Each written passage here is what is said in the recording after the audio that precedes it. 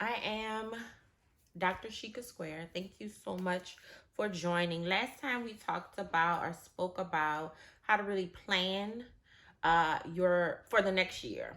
And I really hammered in, I thought so. You can let me know if you didn't think so, about the importance of understanding what you already did, understanding what already happened inside of your money and inside of your business. What I want to talk about is how to do that. Because I will tell you, oh, do this, but I want to tell you also how to do that. So when examining, I'm gonna come from two perspectives because I know not everyone is an entrepreneur yet. And these are things, like I said, when I worked at Dillard University, in the biology department, these are things that I utilized and perfected when I became a business owner. So these are practices, and I'm sorry, I'm about to ruin the whole podcast. Nico, you got to be quiet. I told you, be your own people, your own people. These are, so at least y'all know I do be. This is really me in life. This is crazy. Got to bring the child to school. So these are things though I remember using them when I worked at Dillard, like having the spreadsheet.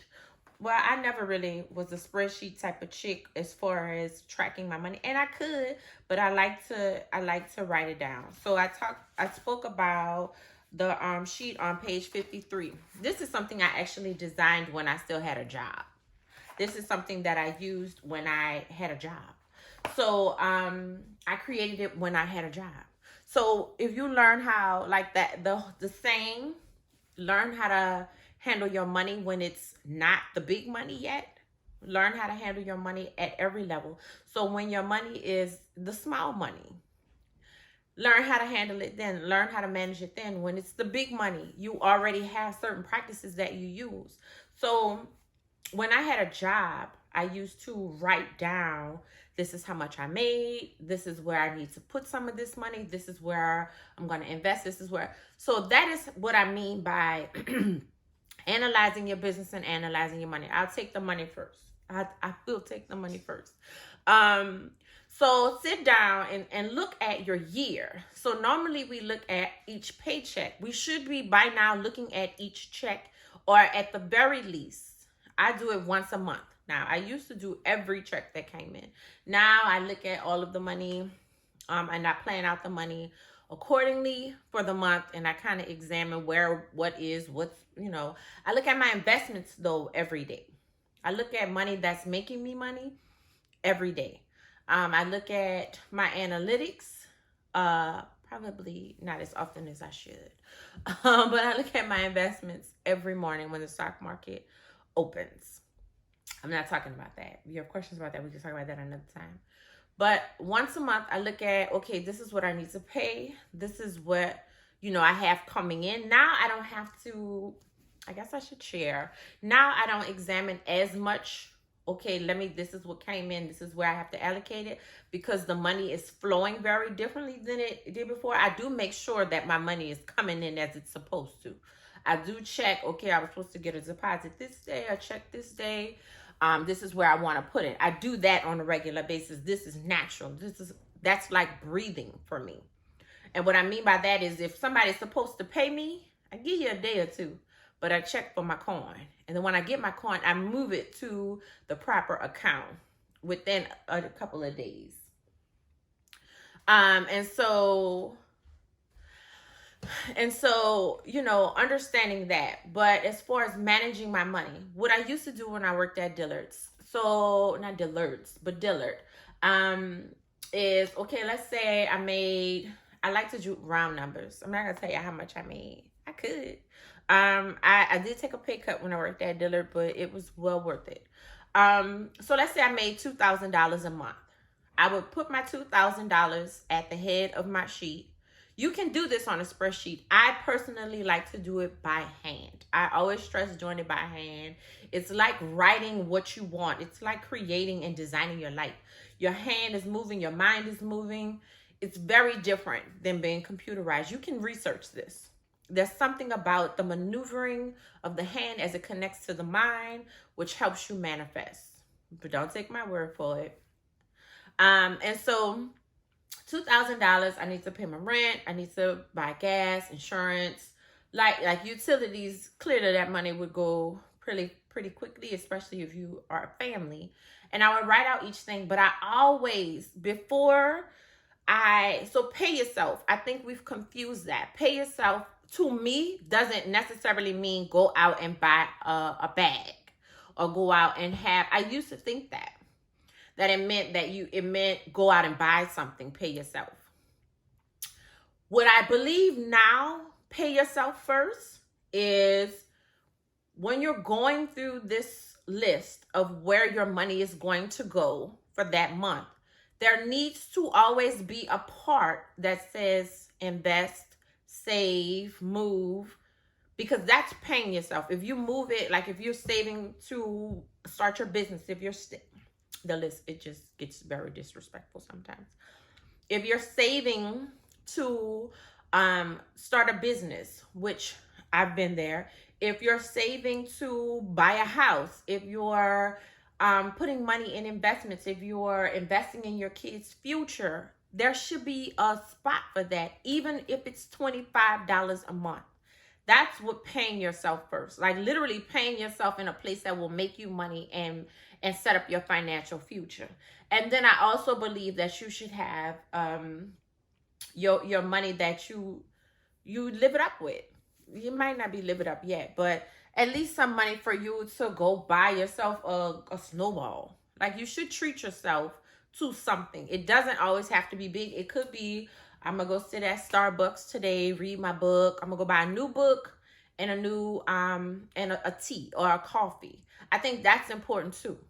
So you don't feel like you're always just working and saving, unless you're cool with that for a while. But even then, you should have time to do self-care and treat yourself.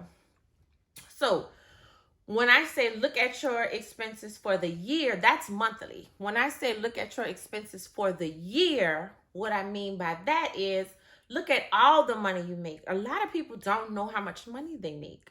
And then you get on your taxes. Some people, even on their taxes, do not, after their taxes are completed by somebody else, they don't even look to see how much money they made and what went out. Or if they paid too much in taxes, like some people be so excited about getting $8,000, $12,000 back at the end of the year. You know, you could have got that money all year and invested it, and now instead of $8,000, it could be $11,000 or $15,000, because that's what the government did. So, but at least understand, okay, so this is how much money I made for the year. When I sold cookies on the side, I made another $2,000. When I did this on the side, I made this. And write out how much your expenses are. Do your expenses supersede the amount of money you make? That's important too. That's a whole nother conversation. We don't even have time for that. As a business owner, so that's just maneuvering your money. As a business owner, how much money did the business take in? How much money did I make as a business owner? Okay, where did that money come from? Sometimes we're really confused about where that money came from. Where, you know, that money might have came, like I spoke, I forgot what example I used. Oh, the vegan hot dogs. Like you might be buying too much of something that's not selling. You may be putting too much energy into your love child and it's not making you any money. Like you can do that on the side, but spend time on what's working. And so okay, how much money did I make? How much came in? Where did it come in from? Did it come in from consulting? Did it come in from the tax business? Did it come in from the membership? Did it come in from products and services? Right now, my consulting business makes the most money. Taxes is seasonal. The consulting business is year round, and it is very sustainable, and it is guaranteed. Well, yeah, it's guaranteed. It's consistent. It's like a paycheck. It's every month. Tax season blows everything out of the water during tax season, and then money, the level of income kind of fluctuates throughout the year. And I could change that by adding certain products, but that's why you need to examine your money to see where you can make it consistent and year round. And then you understand, okay, let me put my effort into this. So really sit down and examine every month. And this is where electronic payments come in handy, because you can just pull your PayPal ledger, you pull your Square ledger, pull your Stripe ledger to see, okay, this is how much money came in. And most of those applications will allow you to see where that money came in and who paid it. Then you can also, at a deeper level, start to analyze what type of customers pay you. For me, it's women. I'm very clear. I'm very clear about my customer base. It is women and women of color.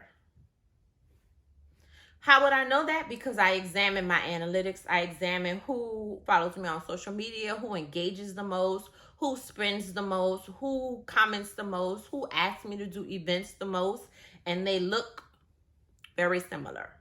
Yes, I do have males, but right now in the membership group, it's probably 25% male, 75% female. So how do I know that? I examine where my money comes from. That's a deeper level. So now I know, instead of me marketing men's cologne, I would only make a small revenue. I should probably, if I was selling perfume, offer body oils. And I told you a lot of them are women of color. I should offer incense. I'm not being ugly. I like incense. But I should understand what my market likes versus something else. You can only do that by analyzing your money. So that's the deeper level of understanding it. How to take that to the next year. So once I understand where my money comes from, like something, a gospel song just popped in my head, where my help comes from. Like, a lot of times people focus on, the people around them who can't stand them and all of this. One of the main things, like when people say, oh, this person doesn't like you, or this person was talking about you, I say, but none of them pay my bills. So I'm not even going to expend energy on somebody that pays for nothing. Like, you don't, at the end of the day, whether or not you like me, I still have to figure out this light bill and this mortgage, my daughter's college tuition. It's unfortunate you don't like me. And so, but how to take that to the next year? All right, this is where my money comes from. This is this is who pays me. This is the type of person who pays me. Then you start to examine now, if you want to be a real life entrepreneur, this is where I'm going to put my marketing dollars. This is the type of products I'm going to offer. This is what people like to buy. This is what people like to see. This is what people, when I talk about this, I have a better response. Then you can see it translates from money. It kind of goes backwards and then forwards. You back out of understanding where your money comes from to see what people like to buy, what customer is enjoying your products or services. And then you think about how to market to those. And then you think about what type of products you should be marketing to those people. And then that builds up your income for the next year. And then you examine throughout that year and at the end of the year what worked and what didn't work, and then that's how you expand again. You don't just, like, sometimes you get a situation that just works. Sometimes even if a situation works, okay, how can I make it better? Okay, this worked, this didn't work, let's expand here. This type of clientele, like for the tax business, we used to do all taxes, everybody's taxes. Everybody could get these tax work. Not no more. Because I realized certain clients stress you the hell out. So certain clients, I don't market to you. You don't even know I do taxes because you're not my ideal client and you don't pay me what my ideal client pays me. And so I transformed the tax business. It's a lot less stress and it started making way more money. Less stress, less work, way more money. That's the goal. So that's how you examine, that's why and how you examine your money. So like I said, even if you're not an entrepreneur. So I talked about the importance of doing it and why and how you utilize it as an entrepreneur. As a person working a 9-to-5 or working inside of an organization, how you use it is, okay, this is my money, this is where I spend it. Let's say you want to start maneuvering money. And you can do this as an entrepreneur because entrepreneurs have personal finances as well. So like I said, when I worked at Dillard University in the biology department, I used to, okay, this is how much money I make, this is how much I'm spending.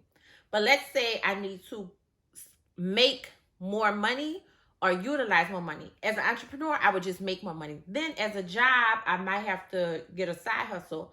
But seeing where I spend money, sometimes I would spend way too much money on food.